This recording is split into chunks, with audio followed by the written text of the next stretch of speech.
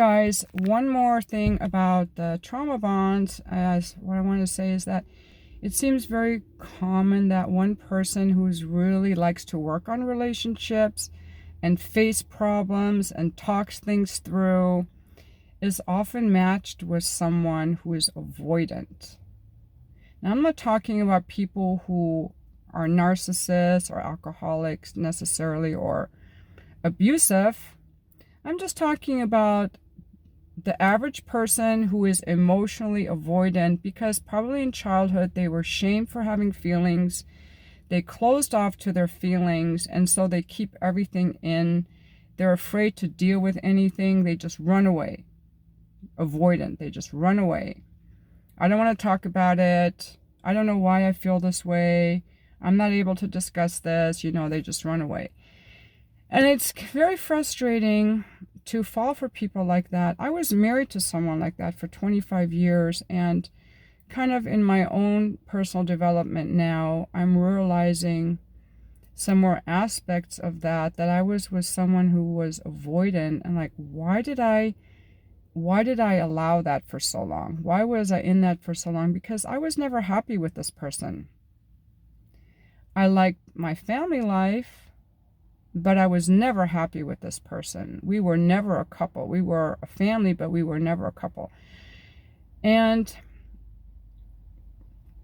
I also want to say that when people look for love at first sight, I think that's a dangerous concept to look for. I think that a healthy relationship develops over time and has many aspects of friendship in it. Does this person have anything in common with me? How do we handle conflict? Is this person avoidant? Is this person reactive? How does this person deal with conflict? Does this person care how I feel? Does this person have boundaries?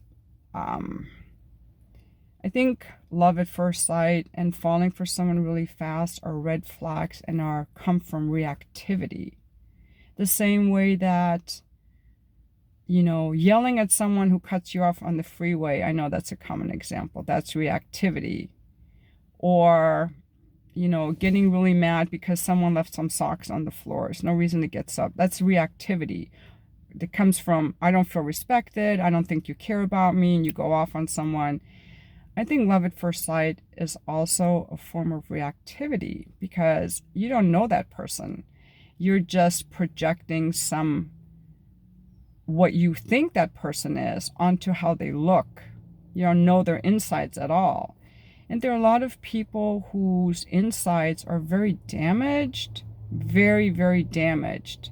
Just think about this Derek Jackson guy and all the women that he lured into his web. He's a YouTuber who just fell from grace because his whole channel was about black men don't cheat. And he's been cheating on his wife for most of their 14-year relationship. In fact, 3 years ago, he got married. He never showed his wife on his social media. He had all these side chicks. Just Google Derek Jackson, Jaxn, if you want to know more about it. It's a fascinating story. He's a very hot black guy. But he's very mouthy. I didn't like him. I've watched some of his videos. But again, all these women that fell for him, he was just ensnaring them in a web of deceit, Anyway, falling for someone really fast is reactivity, and I think it has to be handled in coaching or in therapy the same way as any other kind of reactivity. So this is kind of some of the stuff I'm trying to work through, like how to do that sort of inner work so that we don't fall for the wrong people, so that we don't feel like I've got to have this person or this person's so perfect and getting emotionally attached, because these emotional attachments come from the limbic part of the brain. They don't come from the rational part of the brain. So it's about calming the emotional center and staying focused somehow. I haven't fallen for anyone like that in a while, but I still am afraid. I'm still afraid, actually, you guys, that I could, because it's the most horrible thing falling for someone who ignores me, and then I abandon myself. Fortunately, the last time it happened, it only lasted for a few days, but I've had times in my life where I was pining for guys that didn't want anything to do with me for years, and I was married 25 years to someone who was avoidant. Anyway, I just thought you guys might want to throw in your own ideas about what do you do to keep from falling too quickly for someone and using more rational thinking. Thanks for watching my video.